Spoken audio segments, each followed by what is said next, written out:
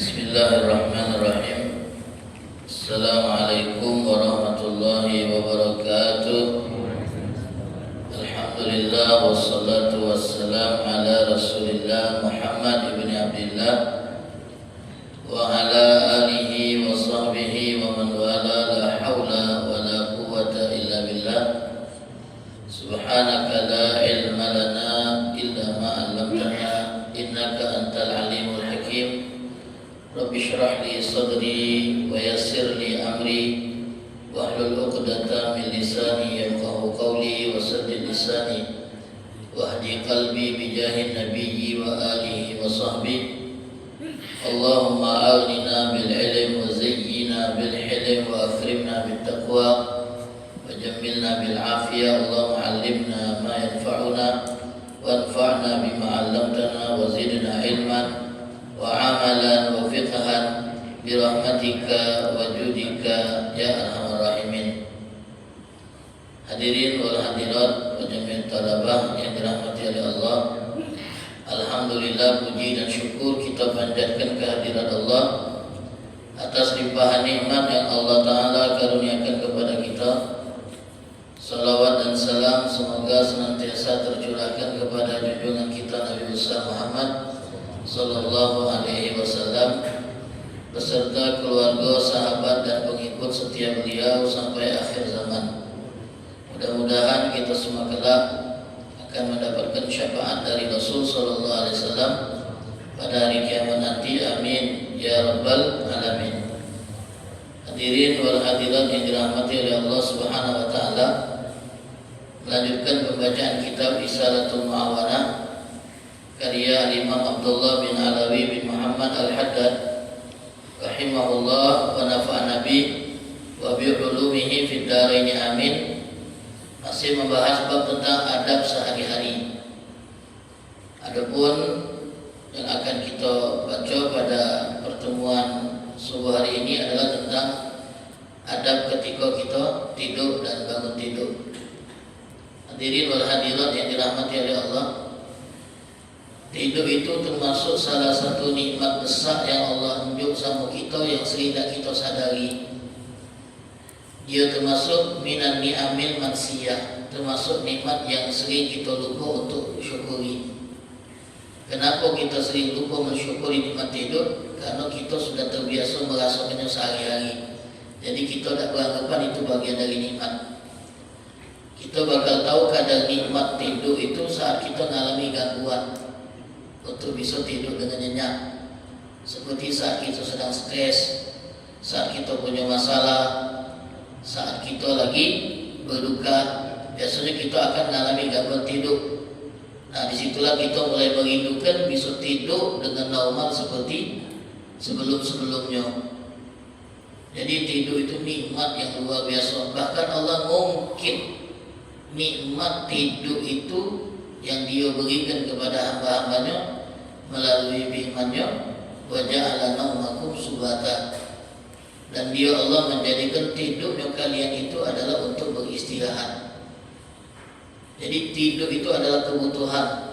Kita butuh tidur untuk mengembalikan fisik kita supaya normal lagi setelah beraktivitas harian.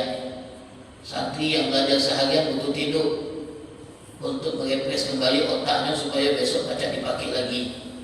Sebab otak ni kalau dipakai terus ibarat mesin, baca-baca turun mesin, dia berasap di otak tu. Maka butuh tidur biar besok itu baca dipakai lagi. Dan otak ini juga saat kita tidur nyimpen apa yang kita kerjakan seharian itu. Jadi memang manusia itu butuh tidur. Cuma mesin yang tak butuh istirahat tu. Bahkan mesin pun kadang-kadang butuh istirahat. Ada manusia yang beraktivitas melebihi kadar yang bisa ditanggung oleh badannya. Beraktivitas itu sampai 20 jam, tidur 4 jam.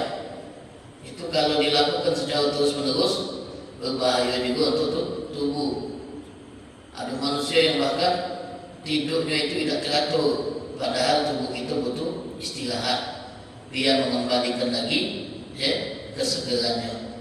Jadi tidur itu nikmat yang seringkali kita lupa bersyukur kepada Allah atasnya. Oleh karena itu Bapak Ibu, saat kita bangun tidur, kita diajarkan doa oleh Nabi yang isi doa itu adalah ucapan terima kasih karena Allah sudah memberikan kita nikmat tidur. Alhamdulillah alladzi ahyana. Segala puji bagi Allah yang telah menghidupkan kami, membangunkan kami ba'dama amatana, setelah tadinya Dia mematikan kami dan mentidurkan kami. Buktinya tidur ternikmat. Ini Bapak Ibu samping yang sudah tidur ya, baru mulai majelis ini Pak. Nah, nikmatnya memang tidur. Apalagi kalau lagi belajar, paling lemahnya tidur itu pas lagi belajar, pas lagi taklim, pas lagi dengan majelis. Becaknya setan itu memang ada galaknya gitu dengan ilmu. Sampai ada seorang pernah mendatangi Syekh, wahai Syekh, aku ini mengalami gangguan tidur. Kalau sudah duduk pucuk kasur, ada menjem atau menjem itu baca, tapi ada tertidur. Kata Syekh tadi gampang, kau hadir di majelis, majelisnya 2 jam, oh dia tidur sejam setengah. Cepatnya kalau nak nyari tidur tu gak ada ibadah. Kalau kita nak tidur tu ngaji begitu, susah tidur itu ngaji. Tak boleh 2 lembar tidur itu gitu. Susah tidur, zikir begitu, tasbih itu berhenti. Belumlah selesai 1 putaran, dah berhenti dewek tanya. Kenapa? Karena setan dah galak biarkan gitu. Dia nak berpahala sepanjang malam, malam suruh tidur daripada kau boleh pahala dia. Tapi kalau kita main HP semalaman, dah tidur gitu. Kalau sekolah dah tidur gitu. Kalau begadang ngobrol dah tidur gitu. Kenapa? Karena dalam obrolan itu potensi buat dosa. Kata setan, biarlah bangun terus kau. Tapi kalau zikir, ngantuklah itu. Nah ini, tidur itu disebutkan oleh ulama, di antaranya Imam Ghazali, bahwa kita ini secara normal hampir menghabiskan sehari itu 8 jam tidur. Normalnya manusia itu tidur 8 jam dalam sehari. Artinya sepertiga umur manusia ini dibuat tidur. Kalau kita umur 60 tahun habisnya mati, berarti 20 tahunnya kita buat tidur. Tidur 20 tahun. Bayangkan kita tidurnya 20 tahun. 20 tahun itu dah kata isinya pahala tidak, dosa tidak. Habis itu isi-isi. Yang kalau seandainya kita isi pahala, itu akan beruntung di sana. Makanya itu dalam Islam, supaya tidur kita itu tidak sia-sia, tidak sekedar buang waktu, diajarkan adab dan etika, sehingga tidurnya kita bernilai pahala walaupun 8 jam. Dan kami teringat, hadirin wal hadirat dan para santri, ada ulama pernah ngomong ini, Bu, akan datang suatu masa, Bu, ibadat terbaik itu tidur.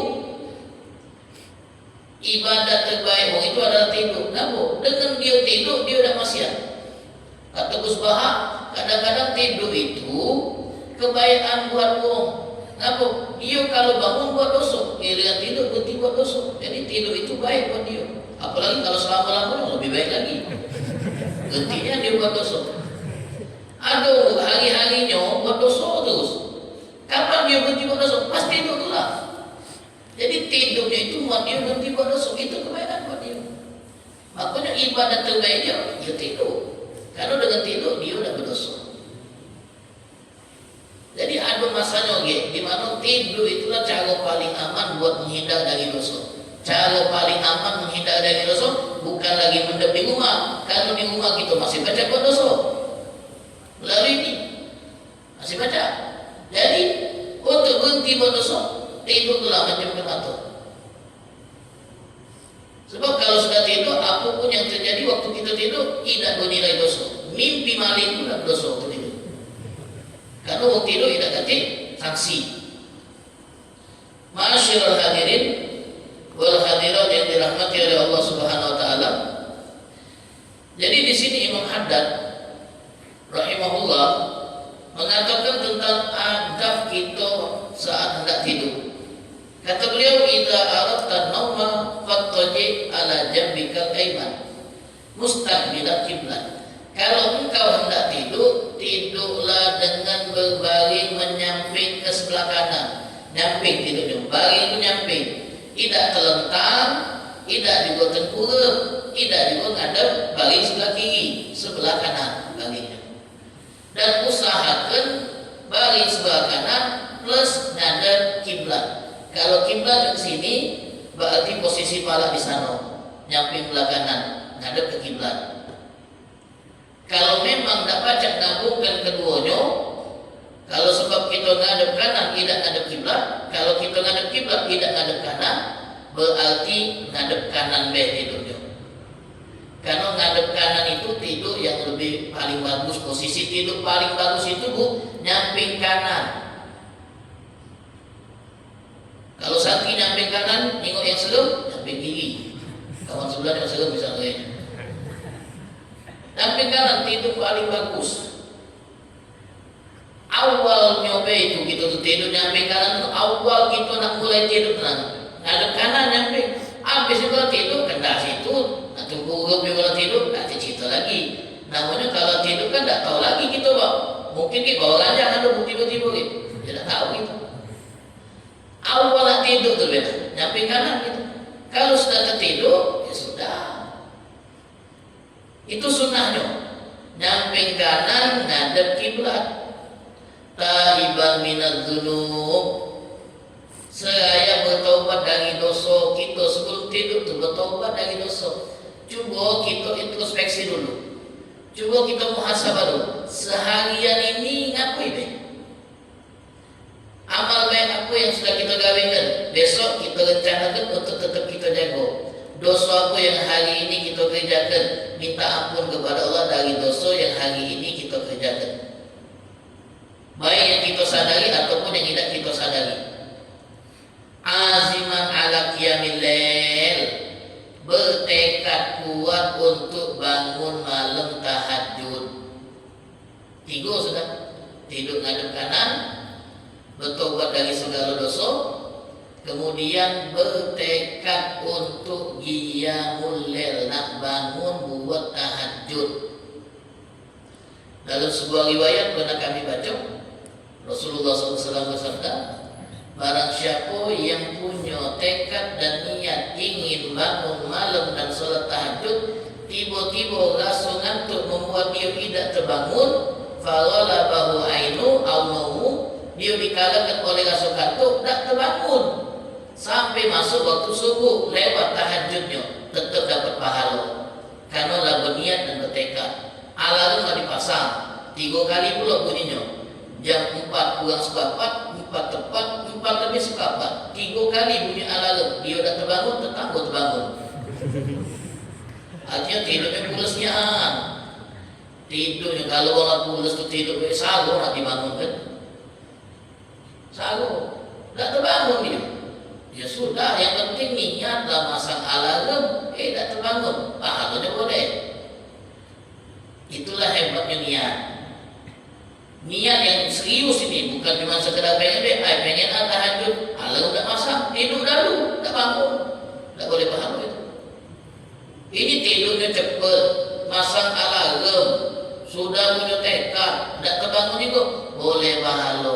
Jadi usahakan pas tidur punya niat nak bangun malam buat tahajud. Jadi sepanjang tidurnya itu pahala. Berapapun durasi jam dia tidur, dia boleh pahala. Nah kemudian setelah dia mulai berbaring, ngadep ke kanan dan siap-siap nak tidur, setelah dia bertobat dari dosa, bertekad nak bangun untuk tahajud, lalu dia mengucapkan doa berikut, Bismika Allahumma Rabbi wada'tu jambi.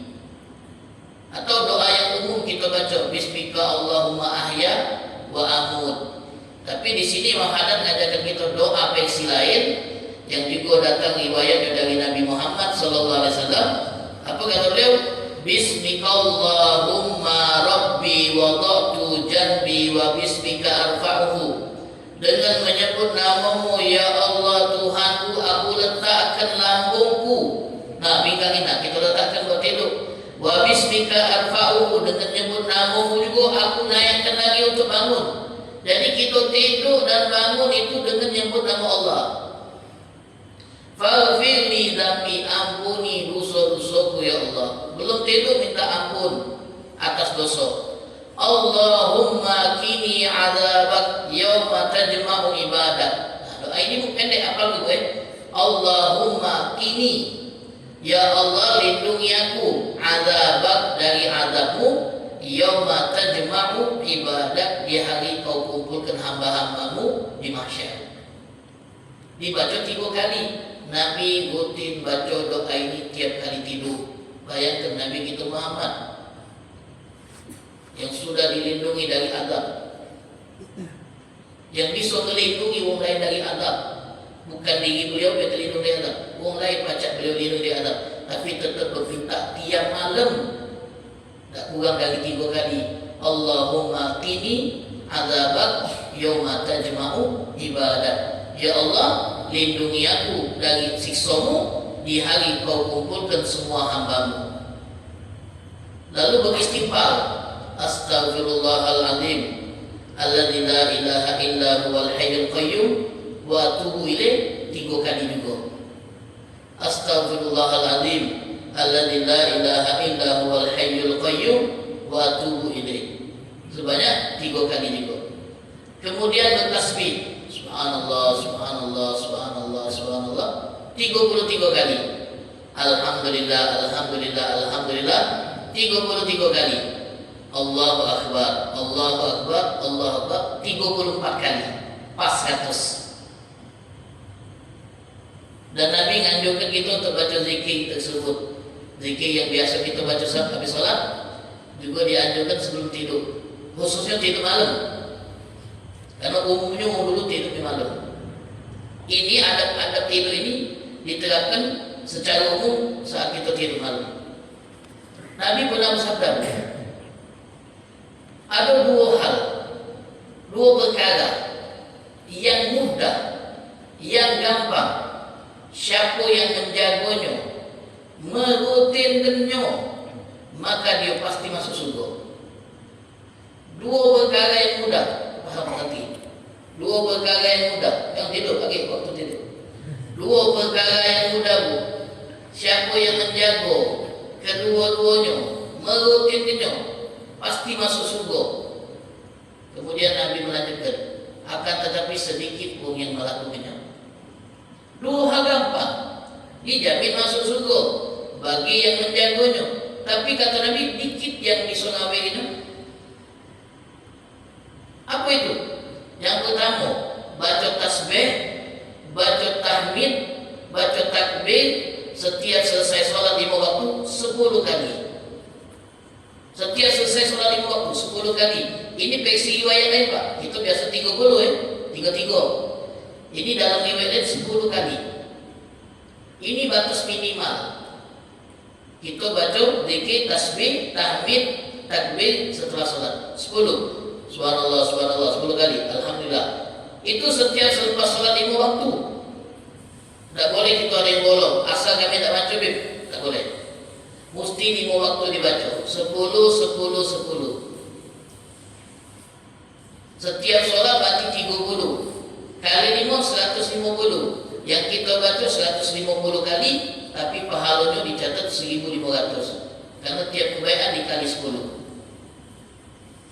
Kemudian yang kedua, yang kata Nabi, amalan yang gampang, siapa yang menjaganya pasti masuk surga, tapi sedikit yang galak ngawinnya.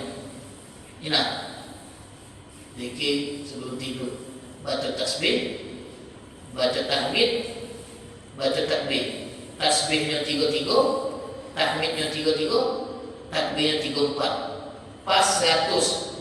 Tapi di sisi Allah dihitung 1000, karena tiap kebaikan dikali 10. Sahabat bertanya, ya Rasulullah, tadi kau bilang amalan ini gampang, tapi yang Nabi kena sedikit. Mana itu ya Rasulullah? Dijelaskan oleh Nabi, iyo.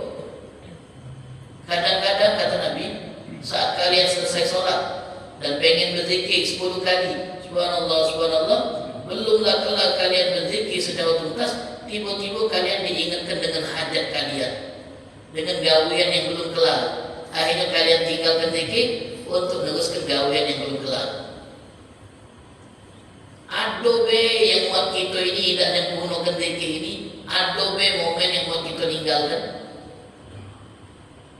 Itu untuk yang dibaca setelah sholat. Kadang kita lagi sholat, bunyi telepon berkali-kali. Setelah selesai sholat, bogo nak bersegi, bergancang gitu, nyingok telepon tadi siapa yang telepon? Ternyata penting kita sibuk telepon, lupa macam zikir tadi. Lewat, hajat. Untuk yang sebelum tidur, pernah kami sampaikan di mana sini pada saat sebelum tidur, tiga empat. Apa kata Nabi? Tidak banyak yang baca Nabi ini. Sebab setan akan datang ketika kita sedang melakukan amalan ini. Tasbih siap, tinggal ngitung deh. Baru boleh 24 tidur. Baru boleh 24 subhanallah. Tertidur, setan yang menidurkan kita, lina bobokan. Tidurlah. Biar kita tidak sempat menyelesaikan ini nak boboknya, tertidur kita belum kelar. Yang lebih kenas lagi itu kita dikit lagi no. Allah Akbar tu tinggal 2 lagi tertidur gitu. Nah gitu. Tanggung niat. Itu yang buat kita tak bisa untuk menjaga dan merutin hidup. Karena kita akan dibuat sibuk oleh setan untuk tidak ngamalkan. Karena setan tak bakal hidup kita masuk surga. Maka dibuatnya kita lupa dengan zikir tersebut, sibuk dengan zikir tersebut sampai kita tak baca menjaganya secara rutin. Itu yang dianjurkan sebelum tidur. Kemudian walin naum kata Muhammad, dan pada tidur yang kita kerjakan di malam hari ada zikir yang lain selain zikir yang telah disebutkan tadi. Ayat kursi bacanya tu jangan tidak. Pak, ayat kursi itu sebelum tidur kita baca, itu pelindung kita, penjaga kita dari segala macam keburukan, baik dari makhluk halus atau hewan-hewan yang berbahaya atau dari wong-wong yang punya niat jahat. Cara kita ngamankan rumah kita sebelum tidur baca ayat kursi. Terjaga kita selama kita tidur. Kemudian baca juga akhir surah Al-Baqarah, 2 ayat terakhir surah Al-Baqarah. Amana rasulu bima unzila ilaihi min rabbi wal mu'minun sampai akhir. Dalam hadis Nabi SAW bersabda, siapa yang membaca 2 ayat terakhir surah Al-Baqarah, maka 2 ayat ini akan mencukupi dia dari bangun malam. Artinya walaupun tidak bangun malam tercatat seperti orang bangun malam, sebab baca 2 ayat tadi. Kafata. Ada yang mengatakan kafata itu dia akan terlindungi. Ada yang mengatakan kafata itu akan mencukupi dia dari pahala bangun malam. Amanah Rasul sampai akhir. Baca juga. Tutup tidur kita tu dengan surah Al-Kafirun. Qul ya ayyuhal kafirun. Siapa yang nutup malamnya dengan pembacaan Al-Kafirun, maka dia terjaga dari mati dalam keadaan kafir. Al-Kafirun susah memang nak rutin baca zikir ini susah. Awalnya kita harus mujahadah dulu, nyago biar bisa konsisten. Agak lama-lama kalau terbiasa jalan dengan sendirinya. Awalnya memang susah, pasti kita sekali lupa. Tapi kalau kita ingatkan terus, akhirnya kita teringat, lama-lama terbiasa dan akhirnya menjadi rutinitas. Jadi baca ayat kursi, 2 ayat terakhir Al-Baqarah, kemudian baca surah Al-Kafirun, dan juga baca surah Al-Ikhlas, Al-Falaq dengan An-Nas 3 kali. Dan Nabi senantiasa melakukannya setiap menjelang tidur. Kalau di kita rutinitas Nabi ini, kalau belum tidur baca Al-Ikhlas, Al-Falaq, An-Nas dengan tangan didekatkan seperti ini, dibaca di tangan, An-Nas 3 kali, Al-Falaq 3 kali, Al-Ikhlas 3 kali, ditiup 3 kali, kemudian diusap ke seluruh tubuh. Ritual Nabi Pak ini sebelum tidur, diusap seluruh tubuh yang pacak dijangkau oleh tangan. Dan Nabi pas lagi sakit, berat sakit beliau, bahkan untuk angkat tangan beliau berat sudah, beliau tetap tidak melewatkan ritual ini, amalan ini. Beliau minta Aisyah yang melakukannya, Aisyah yang baca, Aisyah yang mengusapkan. Itu kalau punya anak kecil, Pak, cucu kecil, Pak, pengen dia terlindung, terjaga. Maka kita yang lakukan untuk anak kita, cucu kita, kita baca Al-Ikhlas, Al-Falaq, An-Nas, tiap kan. Kemudian kita luluskan ke seluruh tubuh mereka yang mungil itu. Insya Allah mereka terjaga. Insya Allah mereka terjaga. Kalau baca dewek, lagi minta itu kan kawan, tak boleh. Nabi minta itu ke Aisyah pada saat beliau sedang sakit dan tak bisa melakukannya dengan sendiri. Jadi banyak niat, adab-adab, apalagi berkaitan dengan bacaan, dengan zikir, dengan doa yang dilakukan oleh Nabi sebelum tidur, banyak niat. Baca-baca kita menghabiskan waktu hampir setengah jam itu sebelum tidur kalau nak dibaca, kalau zikir-zikirnya, doa-doanya sebelum kita tidur. Banyak niat. Tapi minimal yang tadi beda, yang mudah-mudah, yang gampang-gampang, yang kita hampir semuanya hafal. Kemudian di sini Imam Haddad katakan, jangan kau tidur kecuali dalam keadaan suci. Tidurlah dalam keadaan punya wudu. Tidurlah dalam keadaan punya wudu. Nabi SAW pernah katakan, apabila seorang di antara kalian hendak tidur, maka hendaklah dia berwuduk seperti wuduk solat, wuduk sempurna. Sebelum tidur wuduklah seperti wuduk solat. Sebab orang yang tidur dalam keadaan suci, ruhnya kalau dalam bahasa Nabi itu akan dibawa ke bawah arasy. Orang yang tidur dalam keadaan suci, ruhnya akan dibawa ke bawah arasy. Umumnya orang yang tidur dalam keadaan suci mimpinya mimpi bagus. Wal ya'khudkan naum wa anta ala dzikrillah. Hendaklah kita terpejam dan tertidur dalam keadaan masih berzikir lisan kita. Kita tertidur dalam keadaan masih berzikir. Subhanallah, subhanallah, subhanallah, atau istighfar. Astagfirullah, astagfirullah, astagfirullah. Tertidur. Jadi yang membuat kita berzikir adalah karena kita tertidur. Usahakan kita tertidur itu dalam keadaan berzikir. Namun ada ulama yang katakan, kalau seandainya kita nak berzikir sebelum tidur dan pengen tidur dalam keadaan berzikir tadi, kalau bisa jangan zikirnya la ilaha illallah. Zikir itu subhanallah, Allahu akbar, atau istighfar. Kenapa jangan la ilaha illallah? Takut pas terpejam nanggung baca la ilaha, kata Tuhan tidur. Nah, aku cuma la ilaha illallah, la ilaha illallah. Tertidur dia, mati pula gitu. Walaupun itu tidak dihukumi karena terbawa tidur kan, makanya tidak dianjurkan. Kalau mata masih segar, apa la ilaha illallah, la ilaha illallah, la ilaha illallah, la ilaha illallah. Akhirnya kalau sudah mulai ngantuk ya, omongan sudah mulai ngawur, nanti dia astagfirullah, astagfirullah, astagfirullah, astagfirullah, sampailah terpejam, sampailah tertidur. Kalau anak-anaknya sama sakit, benar tak kamu ulang apa sampai tertidur? Benar?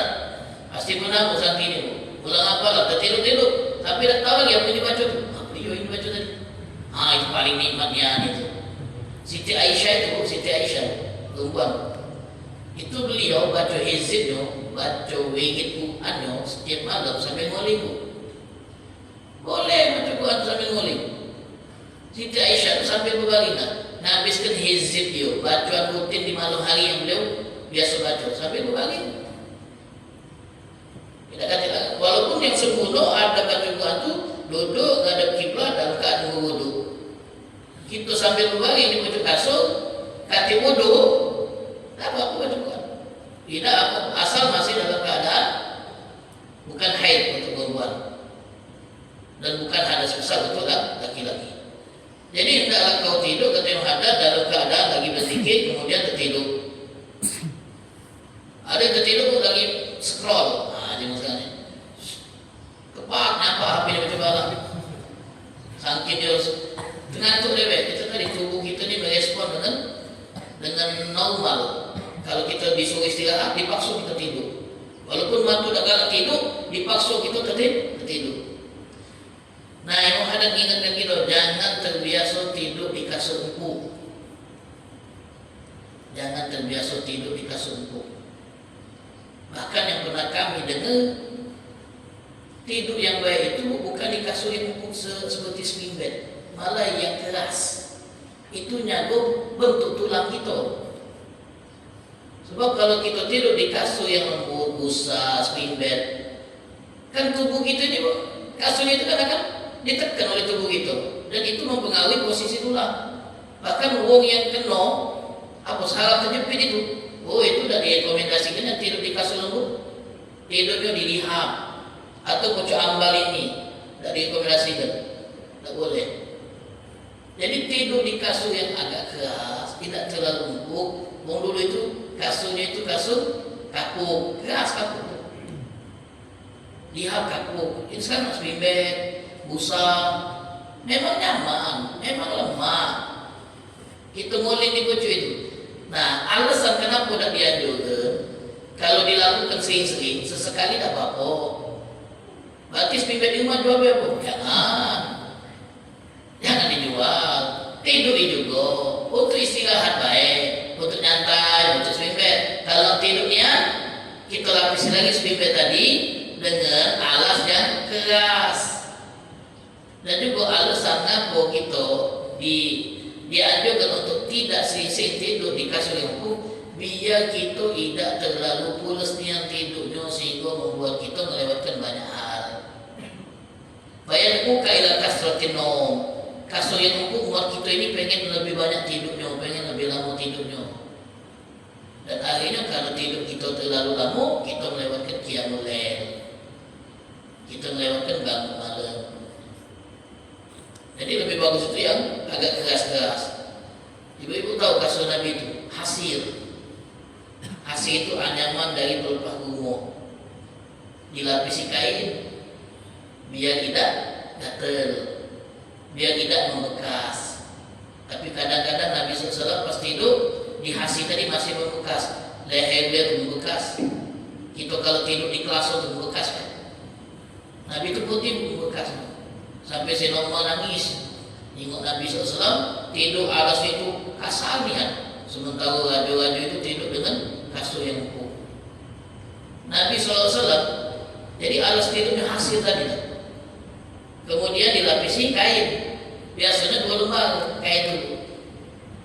Pak, 2 lembar beda. Kain yang dilipat menjadi 2 lipatan. Tidurlah Nabi di situ. Pas bangun malam bangun, tidak pernah absen.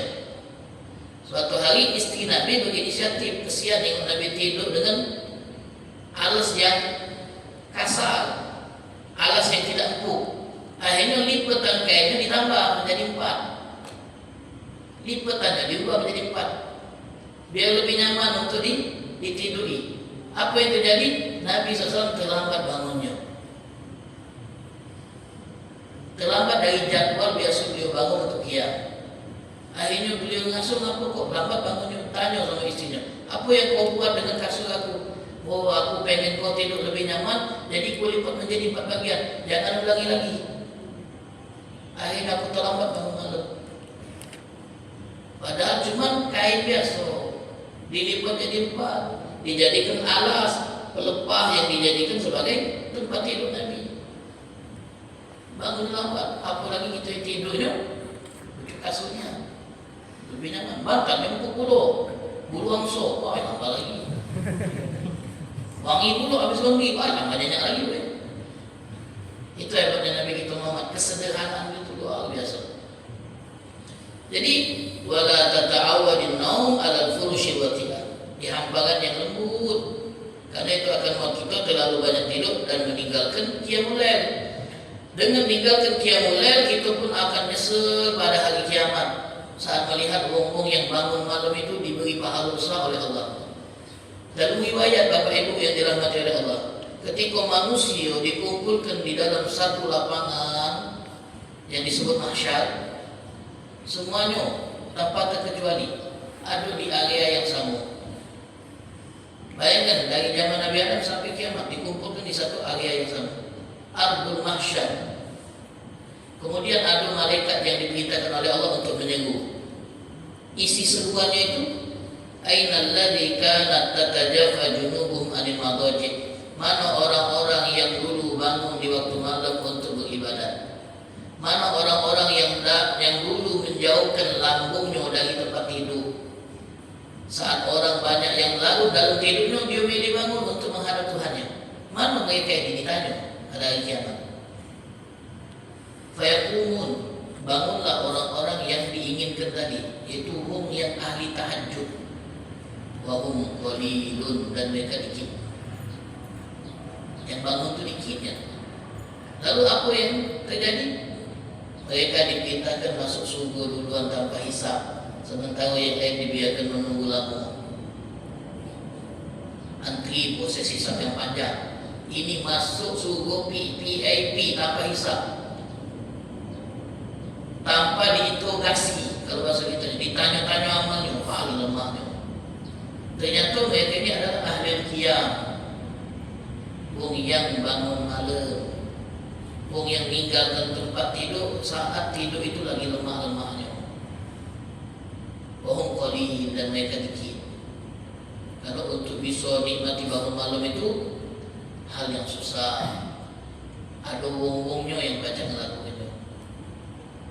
Ada seorang Pak ngomong sama seorang syekh, wahai syekh, kenapa kita tidak baca nak niru sahabat? Sahabat manusia, kita manusia. Kenapa kita tidak baca nak niru sahabat? Kalau niru Nabi, aku lah baca. Kenapa kita tidak ajak mengguli sahabat? Kata syekh dia menjawab, bogo kan mengguli sahabat. Nenek kau tu nak cuba kau mengguli. Beliau cerita pengalaman tentang nenek-neneknya. Nenek kau nak cuba kau mengguli. Nenek kita dulu bangun malam, rutin, duha rutin, ngaji rutin. Kalau baca mengguli nenek kau dulu, hebat kau. Tak usah nak mengguli sahabat. Dan kami ngalamin nenek bu. Waktu ketemu dengan nenek kami dulu, wah luar biasa. Punya tempat dewe amben kalau bahasa kita itu. Tempat semayang. Quran 3 ikut buku. Dibaca. 3 ikut buku. Dibaca terus Pak. 3 hari sekali khatam. Dulu. 3 hari sekali khatam. Duduk dari subuh sampai duha. Ngaji itu jam 9 duha. Ala kekuatnya duduk selama itu. Jam 2 lah bangun, sembahyang tahajud, subuh sudah siap. Kadang habis tahajud tidur dulu dengan subuh bangun lagi. Ngajinya kuat, zikirnya kuat, sembahyangnya hebat. Nah inilah kau nak susul tu nenek kau baca tak baca dia. Jangan. Padahal mereka itu umi, bukan mempelajari, bukan mendidik, bukan pesantren, tidak. Tapi amal hebat. Amalnya hebat luar biasa. Terakhir, ada seorang bercerita bahwasanya ayahku katanya itu punya kebiasaan tidur setelah isya. Jadi setelah isya ganti aktivitas langsung tidur. 40 tahun. Bapaknya punya kebiasaan tidur habis isya. 40 tahun. Mungkin kami sudah cerita di sini. 40 tahun dia cerita bapaknya itu. 40 tahun tidur setelah isya. Makan malamnya udah ganti. Dan dia selalu bangun untuk qiyamul lail. Tak pernah absen qiyamul lail. Tak pernah absen. Setelah qiyamul lail dia ke masjid salat subuh berjamaah. Habis salat subuh berjamaah, berzikir, dia ngaji sampai waktu duha, sampai isyraq, kemudian dia salat duha, salat isyraq, setelah itu sarapan, baru beraktivitas. Tak pernah aku tengok dia menjalani aktivitas dengan malas-malasan dan lesu. Tak pernah. Hidup stabil, seimbang, dapat galau. Cara menguatkan mental dan jiwa dapat dengan tahajud, dengan ngaji, dengan solat. Cara untuk menguatkan tubuh dapat dengan tidur yang seimbang, istirahat yang cukup. 40 tahun. Tak pernah aku tengok dia lesu-lesu dalam hari, semangat terus. Kenapa? Tidur di awal, bangun lebih cepat, tahajud, ngaji, zikir, dan seterusnya. 40 tahun hebat. Itu istiqomah namanya. Kalau 40 tahun itu istiqomah. Kalau gitu istirahat, banyak istiqomah, banyak istirahatnya. Mudah-mudahan Allah Ta'ala berkahi pertemuan kita. Allah jadikan kita termasuk orang-orang yang insya Allah ahli qiyam dan orang-orang yang mengamalkan adab-adab sebelum tidur. Amin ya rabbal alamin. Hadza ma aqulu lakum wa lakum minkum. Assalamualaikum warahmatullahi wabarakatuh. Bismillahirrahmanirrahim. Ya Rabbana tarabna bi annana tarabna